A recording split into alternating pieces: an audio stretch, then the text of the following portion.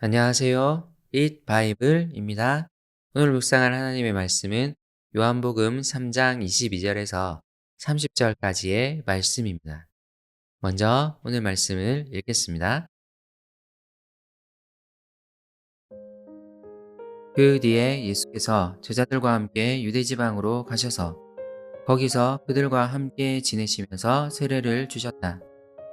살렘 근처에 있는 에논에는 물이 많아서 요한도 거기서 세례를 주었다. 사람들이 나와서 세례를 받았다. 그때는 요한이 아직 옥에 갇히기 전이었다. 요한의 제자들과 어떤 유대 사람 사이에 정결 예법을 두고 논쟁이 벌어졌다. 요한의 제자들이 요한에게 와서 말하였다. 라피님, 보십시오. 요단강 건너편에서 선생님과 함께 계시던 분, 곧 선생님께서 증언하신 그분이 세례를 주고 있는데 사람들이 모두 그분에게로 모여 듭니다. 요한이 대답하였다. 하늘이 주시지 않으면 사람은 아무것도 받을 수 없다. 너희야말로 내가 말한 바 나는 그리스도가 아니고 그분보다 앞서서 보내심을 받은 사람이다. 한 말을 증언할 사람들이다. 신부를 차지하는 사람은 신랑이다. 신랑의 친구는 신랑이 오는 소리를 들으려고 서 있다가 신랑의 음성을 들으면 크게 기뻐한다. 나는 이런 기쁨으로 가득 차 있다. 그는 흥하여야 하고 나는 쇠하여야 한다. 요한복음 앞부분에서 세례 요한의 비중은 꽤 높습니다. 세례 요한 역시 많은 유대인들에게 인기를 얻었지만 그는 철저히 메시아의 길을 예비하는 삶을 살았습니다. 그는 많은 인기 때문에 자칫 자신을 더 내세울 수도 있었지만 그는 그에게 주어진 사명이 무엇인지를 잊지 않았습니다. 그는 여러 유혹에도 하나님께서 그에게 주신 사명을 잘 실천했습니다. 이제 예수님에게도 여러 제자들이 생겼습니다. 예수님은 이들을 데리고 유대 지방으로 내려가셔서 요단강 가에서 사람들에게 복음을 전하시고 세례를 주십니다.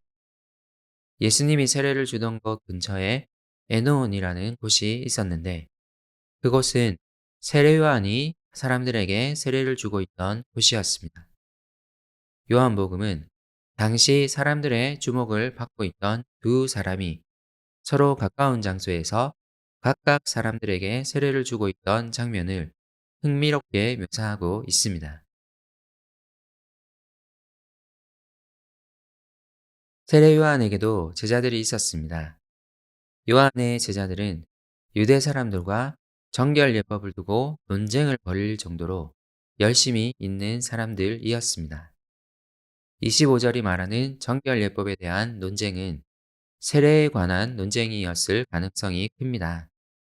당시 유대 문화에도 이미 세례라는 의식이 있었습니다. 하지만 유대 사람들에게 세례는 일종의 정결 예식 중에 하나에 불과했습니다.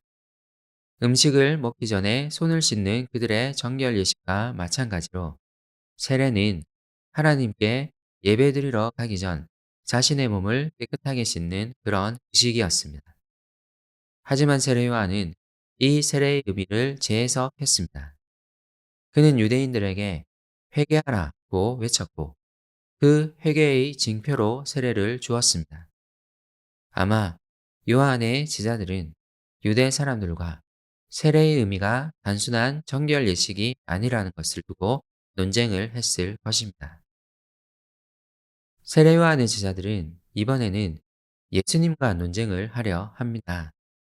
그들은 세례 요한에게 가까운 곳에서 랍비 예수가 세례를 주고 있으며 사람들이 그 랍비에게로 더 많이 가고 있다고 말합니다. 그들은 세례 요한이 이에 대해 어떤 조치를 할 것을 기대했을 것입니다. 하지만 그들의 예상은 보기 좋게 빗나갑니다. 그는 오히려 자신의 역할을 다시 한번 증언합니다. 자신은 그리스도가 아니며 그분보다 앞서서 그분의 길을 예비하기 위해 보냄받은 사람임을 강조합니다. 심지어 그는 결혼잔치의 들러리에 자신을 비유하기까지 합니다. 결혼잔치의 주인공은 신랑입니다. 들러리인 친구는 신랑이 오기를 기다리며 신랑의 소리를 들으면 크게 기뻐하며 흥을 돋우는 것이 그의 역할입니다. 세례 요한은 그의 제자들에게 이렇게 말합니다. 그는 흥하여야 하고 나는 쇠하여야 한다.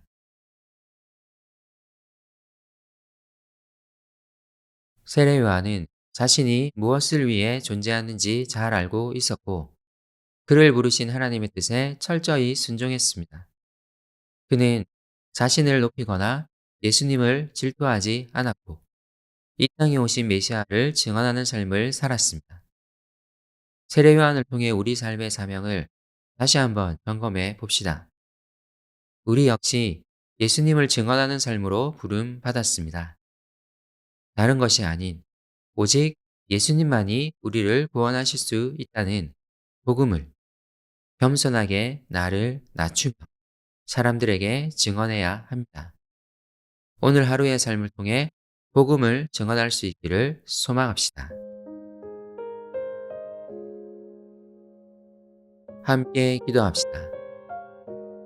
하나님, 제 삶이 그리스도를 증언해야 하는 삶임을 기억하게 해주세요. 나를 높이거나 예수님 아닌 다른 사람을 높이지 않게 해주세요.